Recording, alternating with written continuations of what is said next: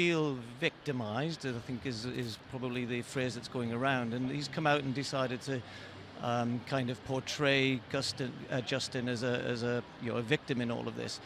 I tried to explain to Ronaldo that comment I made was not about Justin Gatlin. It was about the whole sport needed its hero to win. And whatever he thinks that Justin Gatlin deserves now for coming back, the one thing he probably can never be is a hero. He has a right to run according to the rules, of course he does. He has no right for people to like him. He has no right for people to completely forgive him either, because the sport is severely damaged.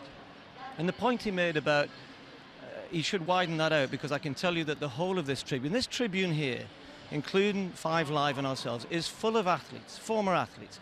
Brendan Foster, Steve Backley, Alison Kirbishley, Darren Campbell. I could go along all of the other rows here as well. In front of me, Tim Hutchings, Catherine Merry is here, Jane Fleming from Australia.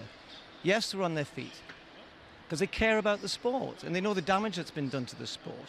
And it wasn't aimed at Justin Gatlin. It was what it represented, I think, and the relief perhaps that people felt. Not personal. I have to say that I think Justin Gatlin over the years has not done himself any favours. I've been to many press conferences because Ronaldo claimed that this is all new and things. You know, I've been to many press conferences at Diamond Leagues, etc., where he hasn't done himself any favours. I've never heard him apologise, and certainly not to the sport or those of us who work in the sport. I've heard him say he's kind of made mistakes, but I think he said his biggest mistake was he chose the wrong physiotherapist. You know, there's been very little contrition, I think I said in the commentary leading up to it. Bolt is popular because of his lack of arrogance. Gatlin has been unpopular because of his lack of contrition. So nobody wants to see people vilified, and obviously, you know, his mum is in the same hotel as us. I actually was in the same lift as her the other day, and she probably didn't realise. No, she didn't realise. She hasn't got a clue who I am. But you know, he said about opinions, but opinions are opinions, and then he said we have to be neutral. I don't think we do. I think we have to give strong opinions because we need to make some changes in this sport. And that part of those changes is about whether or not people like Gatlin deserve a place to come back. And of course, those are the issues that I'm sure are going to be debated going forward. Steve couldn't have put it much better. I mean, the issue from Ronaldo's standpoint, I know Ronaldo very, very well. And the issue is that what Ronaldo doesn't understand is that Justin damaged the sport. People who love the sport, like myself, it's hard for us to forgive that.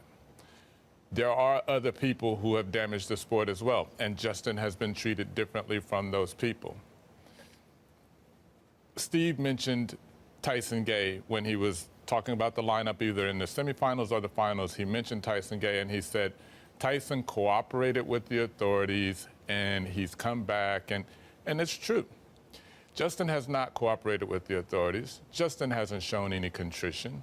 He hasn't given any apology, and he hasn't sought at all to understand why people feel the way they do about him. He hasn't done that. And he hasn't sort of engendered himself to the public and said, hey, you know, I apologize. He has to also understand that the excuse he gave for his second positive test would be difficult for any of us to buy.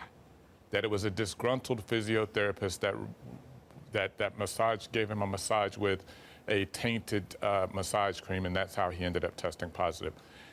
True or not, he has to understand that would be difficult for us to buy. If he understands that, then he understands that how we feel and that we can't buy that. Now, I saw Justin Gatlin's interview with NBC after the 100 meters. And I felt his pain. He is very hurt. I felt it, I saw it.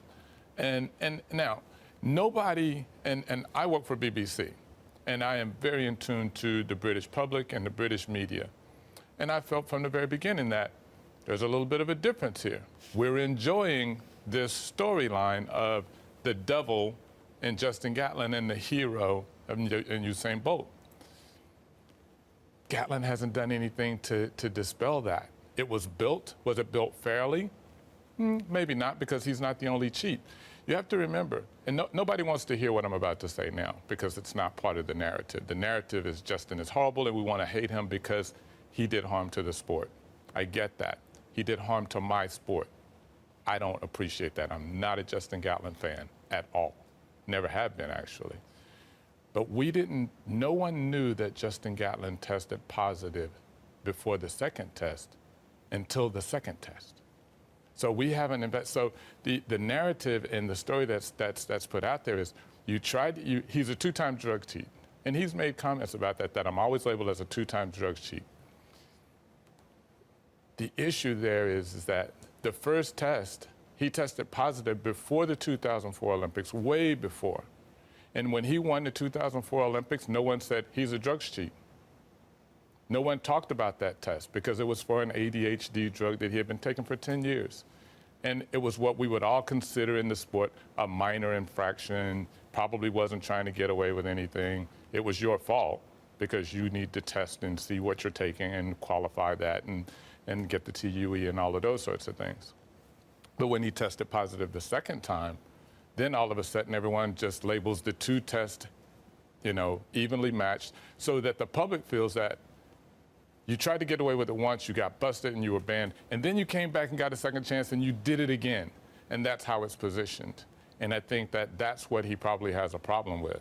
Now, Justin, though, has to understand, and this is all Justin's fault. There is no doubt about that. This is all his fault. He did it. He was responsible. He was given the opportunity to come back into the sport, and he has done nothing, zero, to engender himself back into the public and to get people to understand his situation and to say, hey, look, I'm here. He hasn't even said, I'm against doping in the sport and I want to help do something about it. I want to go around and talk to other athletes and talk to young people about the dangers of using drugs or trusting someone. He goes into schools, doesn't he, and talks to kids about his mistakes. But perhaps the world that we live in, we need to see that, don't we? Maybe we need to see that because I haven't seen it.